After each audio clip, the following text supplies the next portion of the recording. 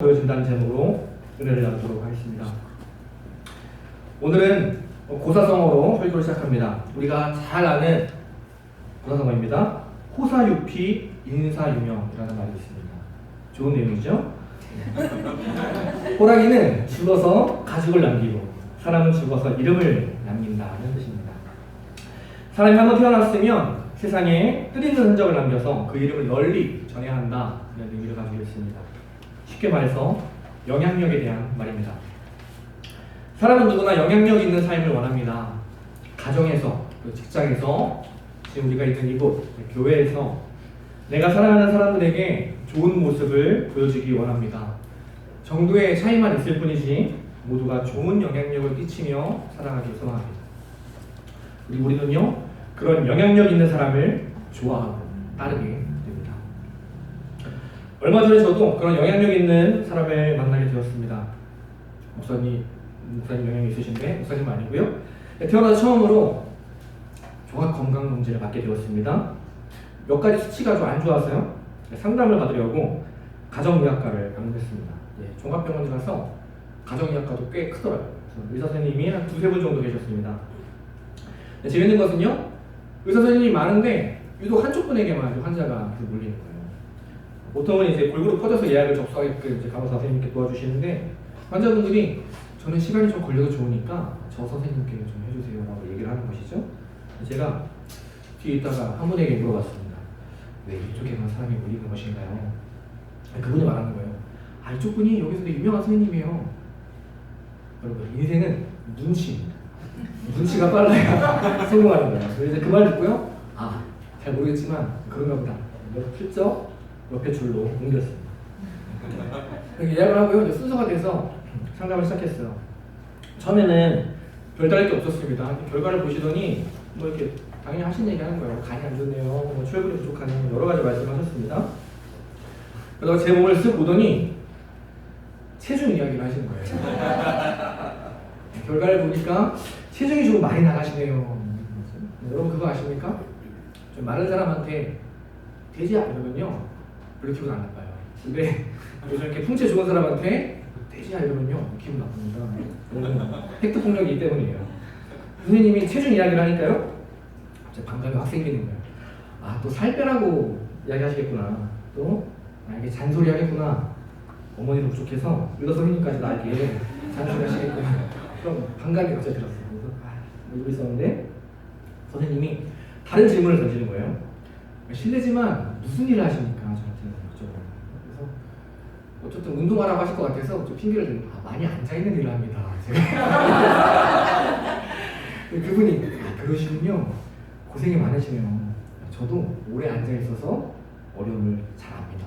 이분이 계속 이렇게 얘기를 하시는 거예요. 계속 말씀을 이어가십니다.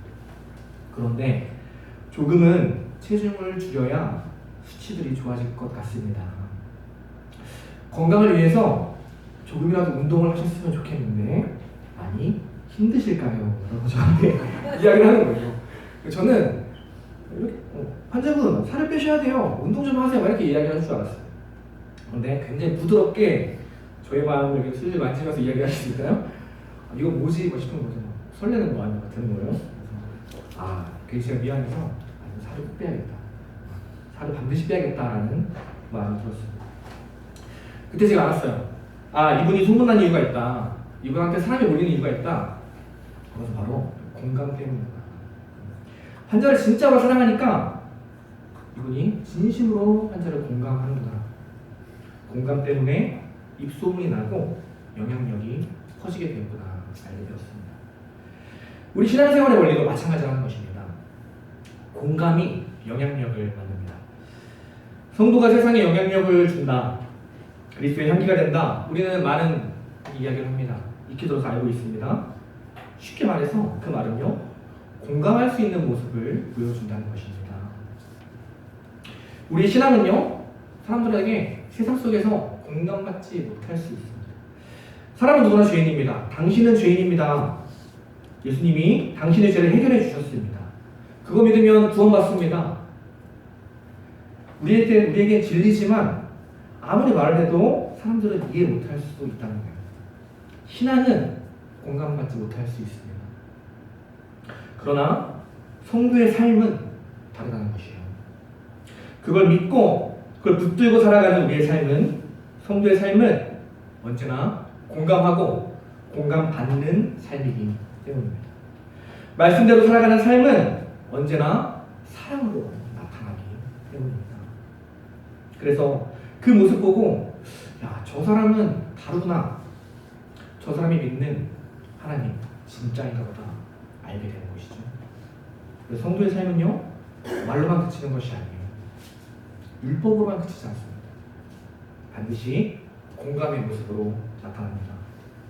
믿음은 사랑으로 보여지기 때문입니다. 청년때에 저는요, 이것을 모르고 살았습니다. 막 신앙생활을 시작하고 신학교에 막 들어가서 율법주의적인 신앙생활을 했습니다. 저에게 제 인생의 반을 함께한 사랑하는 친구들이 있습니다. 처음 예수 믿고요, 신학을 하면서 친구들만 만나면 하는 이야기가 너 그렇게 살지 마라, 너 그렇게 술 마시다가 지옥 간다, 너 그러다가 죽는다, 교회 다녀라, 그런 말뿐이었어요. 그래서 친구들이 저를 굉장히 불편했어요. 저한테 연락 안 하고요, 자기들끼리 모이고 이런 시간을 가졌어요. 그래서 제가 나이가 들고요, 신앙이 무엇인지 조금 알게 되었습니다. 율법적인 태도를 좀 내려놓게 되었어요. 친구들 만나도 그 말을 안 하게 되었습니다. 친구들이 일산에 삽니다. 제가 일산에 살다 인천으로 이사왔기 때문에요. 저 혼자 인천에 살고 다 일산에 사는데요. 만나면 항상 일산에서 만나는 거예요. 꼭 일산에서 모입니다. 가장 먼 사람은 저인데 제가 항상 먼저 도착해요. 친구들은 늦게 도착하고요. 그래도 불평불만하지 않아요. 먼저 예약할 거 예약하고 준비할 거 준비하고 그렇게 하는 거죠. 친구들끼리 여행을 가면요, 제가 계획을 다 짭니다. 그리고 제가 운전을 합니다. 그리고요, 아침이 되면 제가 친구들을 깨웁니다. 그리고요, 일어난 친구들을 제가 밥을 해서 먹입니다. 그리고요, 제가 뒷정리를 합니다. 이게 무슨 목적을 가지고 하는 것이 아니에요. 얘는 꼭 예수 믿게야겠다, 이런 목적을 가지고 하는 것이 아니었어요. 예수님을 알고 나니까, 신앙에 대해서 알고 나니까요, 저의 삶이 그렇게 조금 변했다는 것입니다.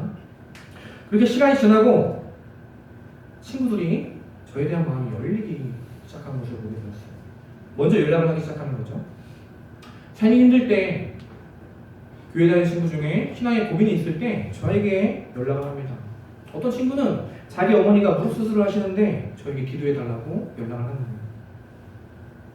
이유가 무엇입니까?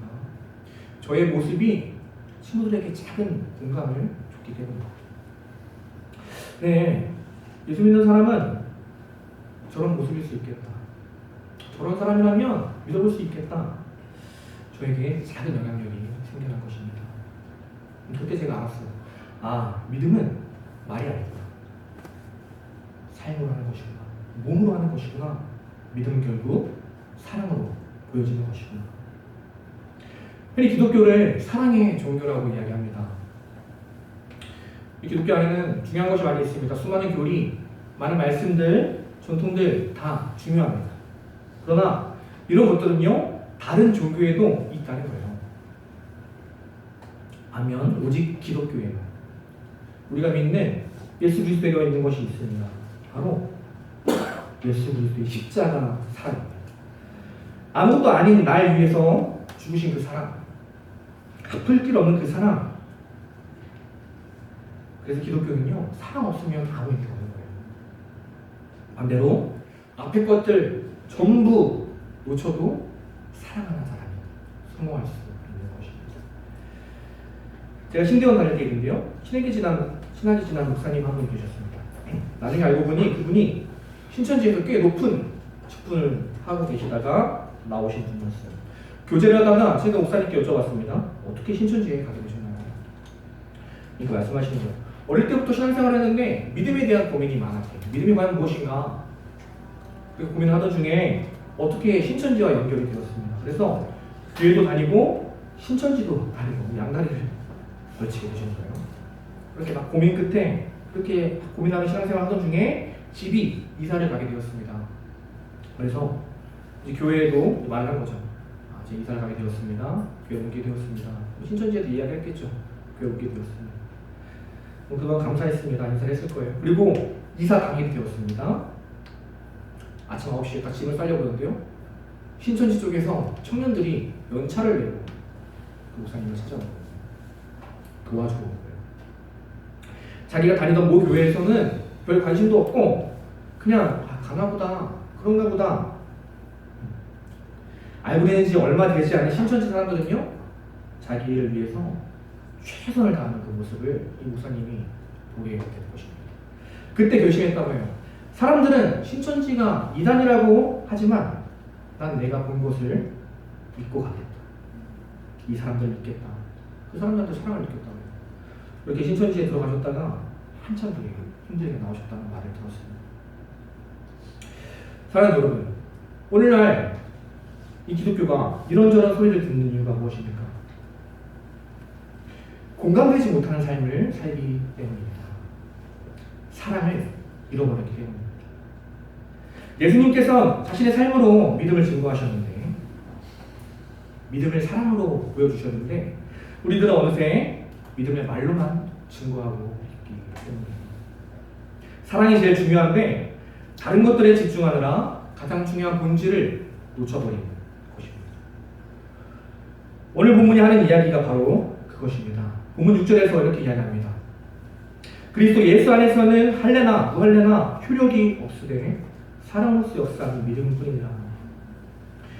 쉽게 말해서 너희 지금 쓸데없는 것에 집중하고 있다. 할례나 무할례나 중요하지 않다. 아무리 예배 잘 드리고 11조하고 침례받고 종교란에 기독교인이라고 적어도 본질을 놓치면 아무 의미 없다.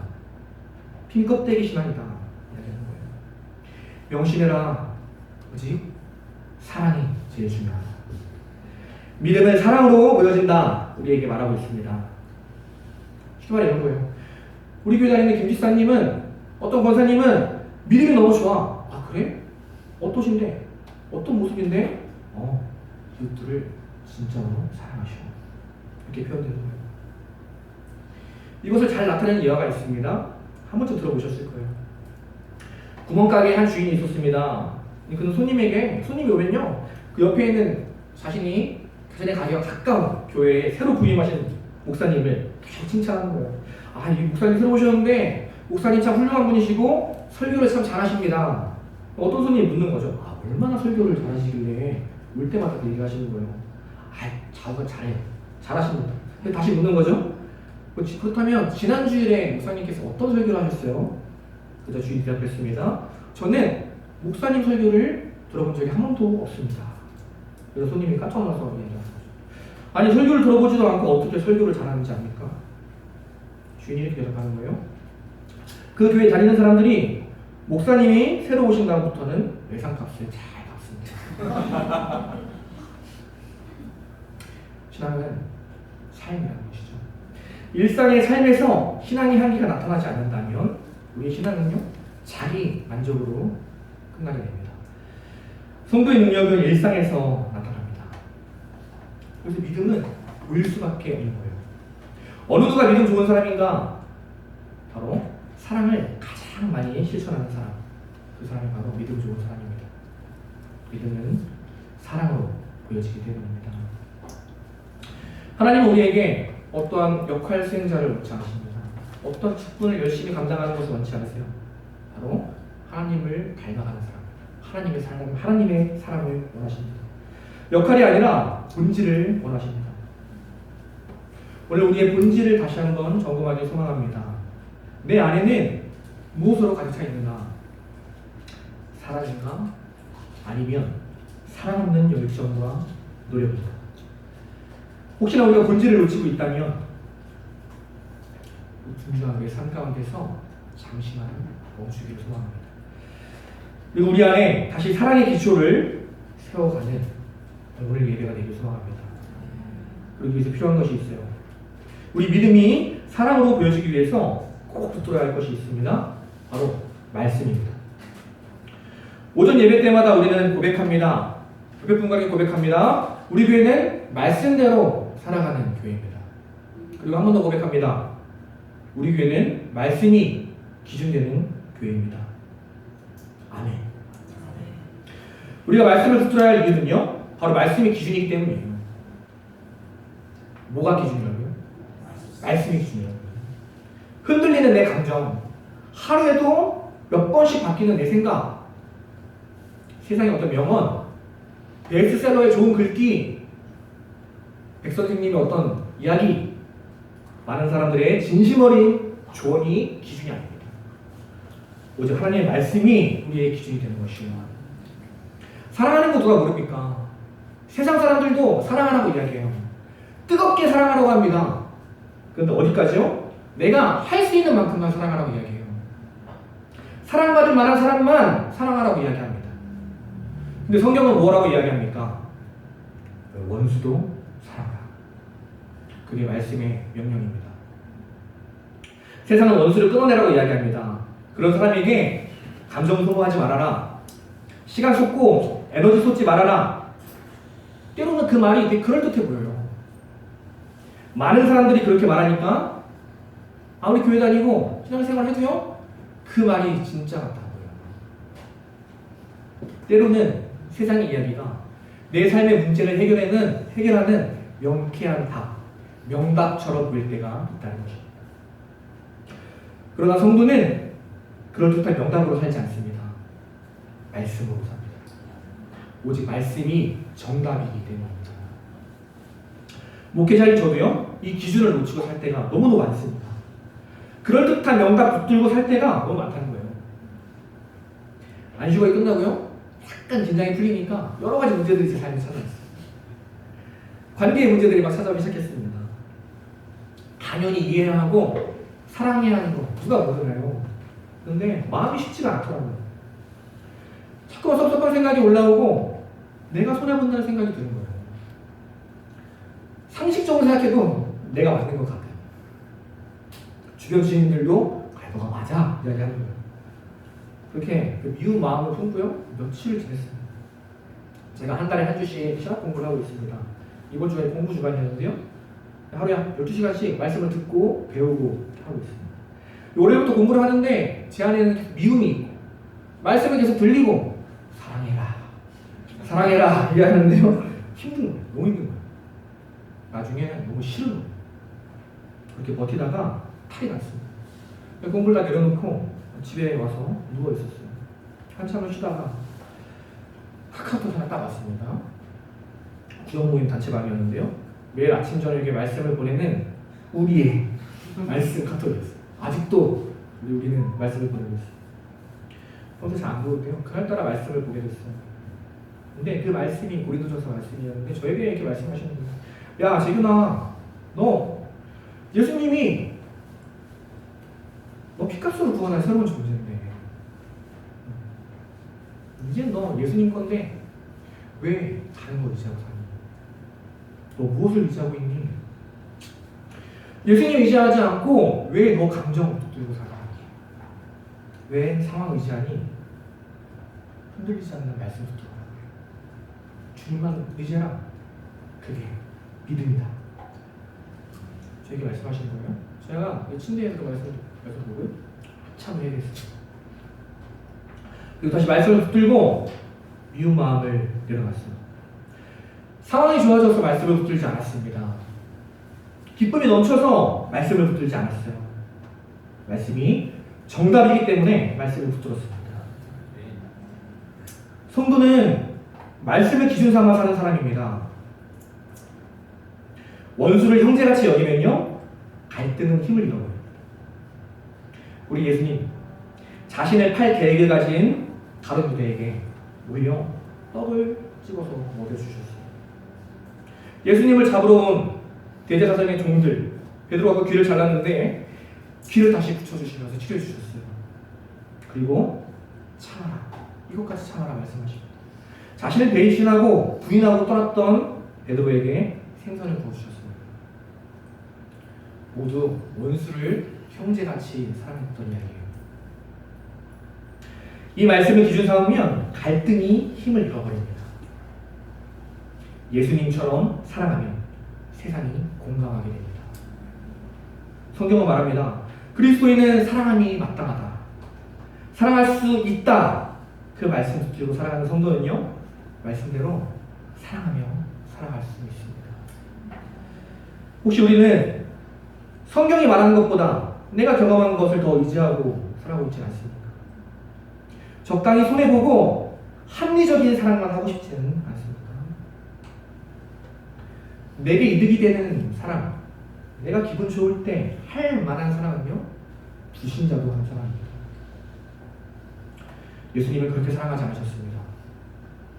성경은 그렇게 말하고 있지 않습니다. 당장 눈앞에 손해가 보여도, 당장 나의 성장이 방해가 되어도, 아픔이 있어도 사랑의 자리로 가라. 그것이 믿음이다. 우리에게 이야기합니다.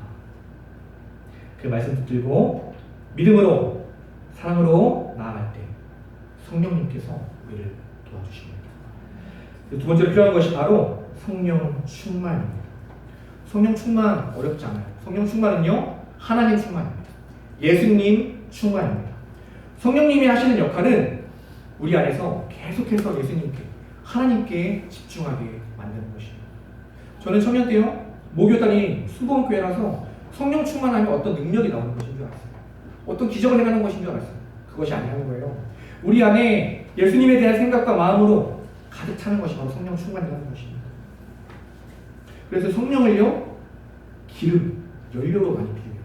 말씀이 우리 삶의 목적지라면 그 목적지까지 갈 수 있게 만드는 것이 바로 성령이라는 것입니다. 사랑해라 말씀하세요. 사랑하는데 힘들 때 너무 많아요. 내 입으로 할 수 없습니다. 그때 성령님께 도움 요청하는 거예요. 성령님 도와주세요. 그때 성령님께서 우리를 예수 그리스도에 집중하게 만듭니다. 예수님이 너에게 하신 일을 생각해라. 예수님이 너에게 베푸신 그 사랑을 기억해라. 그리고 사랑할 수 있는 능력을 더하여 주십니다. 바울은 갈라디아서 3장 3절에서 이렇게 이야기합니다. 성령으로 시작했다가 육체로 마칠 것입니다. 시작이 성령이면 끝까지 성령을 의지해야 합니다. 성령은 시동 걸 때만 필요한 점프 케이블이 아니라는 거예요. 내 안에 사랑이 부족합니까? 그러면 사랑하는 걸 써야지 노력하는 것이 아니에요. 성령님 도와주십시오. 그렇게 우리 안에 다시 연료를 보충하는 거예요. 그때 성령님이 도와주십니다. 성령으로 충만하실 때 우리는 다시 사랑으로 나아갈 수 있는 거예요. 누구는 말합니다. 저는 성격이 이래서 힘들어요. 전 태어날 때부터 낯가리는 성격이라 사랑할 수가 없어요. 저는 가슴형이라 힘들어요. 저는 저 사람하고 취향이 안 맞아서 힘들어요. 사랑하는 여러분, 성격을 의지하지 마시고요, 성령을 의지하시기 바랍니다. 성령이 성격을 이깁니다. 성령의 힘이 성격을 이깁니다. 저는요, 앞에 서는 게 굉장히 힘든 사람이에요. 이런 제가 너무 싫어서요. 처음에는 하나님 목회 어떻게 합니까? 많은 시간을 고민하면서 기도했습니다. 그러다가 말씀을 보고 답을 찾았어요. 아, 이 공동체를 내가 사랑하는데, 우리 한 몸으로 부셨는데 나에게 이 직분을 주셨다면 내가 우리 사랑하는 성도님들 말씀으로 꼴을 먹이는 게 내가 사랑을 실천하는 일이구나. 그래서요, 이전에는 주님 제발 이 자리가 쉽게 해주세요, 이 자리가 쉽게 해주세요 기도했다면 저희 기도 바뀌었어요. 하나님 사랑으로 하게 해주세요. 성령님 도와주세요. 아마도 저는 이 자리에 서는 게 평생 힘들 것 같습니다. 하지만 저는 끝까지 그 기도를 포기하지 않고 이 자리에 서려고 합니다. 청년들 올해 주제가요, 실천이에요.